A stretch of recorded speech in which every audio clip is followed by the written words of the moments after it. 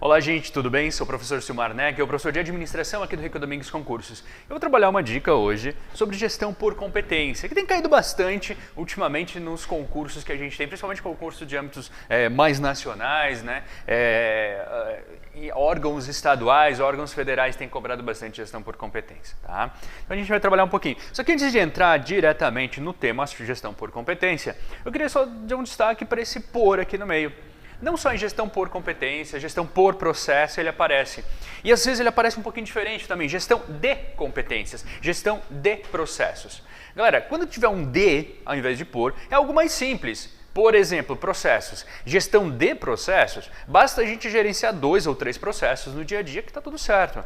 Agora, a gestão por processo pressupõe que toda a gestão da organização ela é feita baseada nos processos, na melhoria de processo. É a mesma coisa na gestão por competências. Se aparecer algo ligado à gestão de competências, basta a gente gerenciar as competências de alguns funcionários que está tudo certo. Agora, se aparecer gestão por competências, significa que toda a nossa gestão de pessoas tem que ser baseada no desenvolvimento das competências dos nossos funcionários, tá legal? Então a primeira dica fica aí já no por. Por é algo muito mais complexo, muito mais profundo do que se tiver um de competências, beleza? Agora, do que fala gestão por competências, gestão de competências, enfim, vai aparecer o termo competência. E sempre que aparecer o termo competência, a gente tem que ficar ligado no chá. A escola francesa, que é o conceito hegemônico hoje, que é o realmente trabalhado nas academias, em concurso público, pressupõe que o indivíduo que tem competência, ele tem chá. O que é o chá? É o conhecimento, é a informação, ele sabe muito do assunto, ele está estudando sobre o assunto, ele sabe a teoria. O H de habilidade, ou seja, ele já fez, ele já executou, ele já praticou muito aquele assunto no qual ele pressupõe ser competente. Então, conhecimento e habilidade. Conhecimento e habilidade são aspectos teóricos, ok? Mas eu tenho o A também, que é a atitude. A atitude, aspectos teóricos não, aspectos técnicos. Eu tenho também a atitude. A atitude é algo comportamental. A atitude é a vontade de fazer acontecer, é a proatividade. Então, percebam, conhecimento é a teoria, a habilidade é a prática e a atitude é o querer. Né? Fazer acontecer a coisa toda, você colocar o teu conhecimento com a tua prática no dia a dia da organização. Pressupõe-se que o indivíduo que tem competência, de fato, ele tem o chá, ele tem a convergência desses 3 elementos, conhecimentos, habilidades e atitudes. Para uma organização, ela consegue identificar e mapear isso. E a gestão por competências pressupõe. Ela consegue também desenvolver, só que na hora de desenvolver, ela só consegue desenvolver os conhecimentos e as habilidades, ou seja, a parte técnica. Ela consegue dar um curso teórico, ela consegue dar um curso prático, isso ela consegue desenvolver, mas precisa a contrapartida da pessoa, que é a atitude, que é o aspecto comportamental. Algumas questões de concurso público, ao invés de aspectos ou técnicos e comportamentais, eles chamam também de competências técnicas e competências comportamentais. Então, as competências técnicas, provenientes lá da competência do chá, são conhecimentos e habilidades. A organização tem total autonomia e facilidade de melhorar isso nos seus empregados. Agora, tem também as competências comportamentais, que é um pouquinho mais difícil de desenvolver, porque tem a contrapartida do nosso colaborador, do nosso empregado, tá? Agora, como é que a gente pratica a gestão por competência no dia a dia da organização? Ela não é nada simples. A começar pelo início dela, a sensibilização.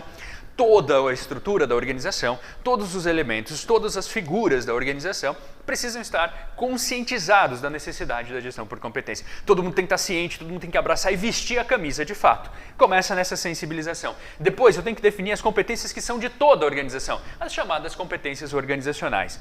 Em seguida, as competências de cada função, de cada cargo, de cada atividade de fato. Então percebam, a competência que é necessária para toda a organização chegar onde ela quer chegar, e as competências para cada cargo, para cada função específicas. E eu estou aqui trabalhando num contexto ideal, são as competências ideais. Aí eu verifico as competências dos colaboradores, do ocupante do cargo. Porque na prática, o que a gente faz? Nós temos um cargo A, por exemplo, e eu tenho as competências ideais, chamadas competências ideais desse cargo A. Um rol de competências, digamos assim. Certo? De cada função. Aí o item 4, identificar as competências dos colaboradores. Eu verifico o ocupante do cargo A, quais são as competências que ele tem. Vou chamar de competência real. Só que, gente, raramente as competências vão bater 100%. Normalmente, é muito comum que eu tenha alguns gaps, algumas falhas. Eu não consigo atender plenamente. Para isso, eu preciso desenvolver esse colaborador, ou seja, eu preciso fazer com que ele chegue nessa ideal. E aí surge para mim o PDI, o Plano de Desenvolvimento Individual. Ele visa justamente fazer com que cada colaborador consiga preencher os seus gaps, as suas deficiências, tá? Então quem faz isso pra gente, tornando o meu profissional o mais próximo possível do ideal, com a competência mais próxima possível do ideal, é o Plano de Desenvolvimento Individual, o chamado PDI. E, gente, ele é individual, não adianta fazer um plano coletivo, porque eu tenho algumas competências que são diferentes das suas. E se a gente ocupar o mesmo cargo, a gente vai precisar preencher lacunas de competências diferentes. Isso é natural e real também, é o que acontece no mundo real, ok? Então desenvolve os colaboradores através do PDI e acompanha posteriormente esse desenvolvimento, quanto que eu estou conseguindo preencher de fato com esse PDI, tá legal? Então, ali parece ser simples de colocar, na prática não é nada simples, ele é bastante complexo, isso é fato. Okay? Agora, essas competências organizacionais, a gente tem algumas questões que buscam de onde é que vem, como é que a gente faz esse alinhamento. Elas provêm lá do nosso planejamento estratégico. Um planejamento estratégico, missão, visão e valores, né? O Me Viva, eu digo qual é a minha missão, razão de ser o negócio, a visão, ponto futuro, onde eu quero chegar e não estou ainda. Quais são os valores, os preceitos? Eu faço uma análise de ambiente externo e interno, SWOT, que faz trazer pra gente. E defino essas estratégias gerais. Ao definir essas estratégias gerais, a gente chega exatamente, a gente ainda está no nível estratégico, né, para toda a organização, a gente chega exatamente aqui onde eu tenho base para definir as competências organizacionais. Portanto, falar que a gestão por competência faz o alinhamento da missão da organização com a função, com as atribuições, com as competências dos colaboradores, está certíssimo, tá? Tá certíssimo. Eu separei algumas questões, né, 3 questões bem simples, só para a gente sentir como é que elas têm sido cobradas. Ó. Essa primeira aqui, da EBSER, um tecnólogo de gestão pública. No que tange a gestão por competências, julgue o item subsecutivo. A gestão por competências visa aproximar ao máximo as competências existentes na organização daquelas necessárias para a consecução dos objetivos organizacionais. Visa aproximar ao máximo. É justamente isso. Eu saio de um campo real, aliás, eu pego o meu campo real e aproximo ao máximo do que seria o ideal, do que seriam os objetivos. Corretíssima aqui a primeira questão. A segunda, da mesma prova. O mapeamento de competências propõe identificar as lacunas de aprendizagem e os recursos para a concretização da estratégia organizacional. O mapeamento de competências, se a gente voltar aqui, ele vai acontecer aqui, ó, definir a competência de cada função e identificar as competências dos colaboradores, nesse item 3 e 4. Isso é mapeamento de competências. Então, ele identifica o quê? As lacunas. O que falta? Onde está faltando? Onde é que tem competência faltante em cada colaborador? Agora, o que a questão trouxe ainda? Os recursos para a concretização dessa estratégia. Não, recurso a gente não vai trabalhar. A gente vai trabalhar com chá, conhecimento, habilidade e atitude de cada colaborador. Por isso está errada, portanto, essa segunda questão. Uma última ainda, da FGV. Também agora 2018.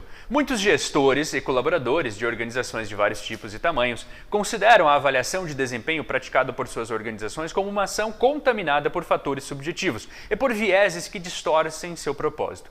Modelos tradicionais vêm sendo substituídos por modalidades que estimulam a busca de informações atualizadas sobre as competências dos colaboradores, conceituadas como um conjunto de... A FGV, vocês sabem, né? Ela gosta de fazer vários cenários. Só que nem sempre o cenário é importante. Tem que ler, tem que observar, porque muitas vezes é. Mas nem sempre. Nesse caso não é.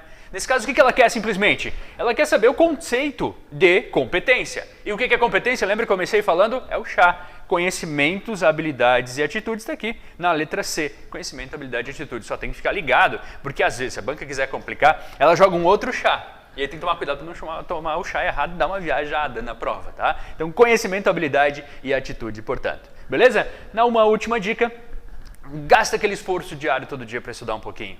A conquista do cargo público realmente precisa passar por várias etapas, né? Force essas etapas todos os dias. Porque se não fosse pelo último esforço, muitas das conquistas que a gente tem na humanidade não deixariam de ser meros sonhos. Tá legal? Fica aqui com essa dica, fica aqui com o meu carinho e te aguardo nas próximas. Até mais!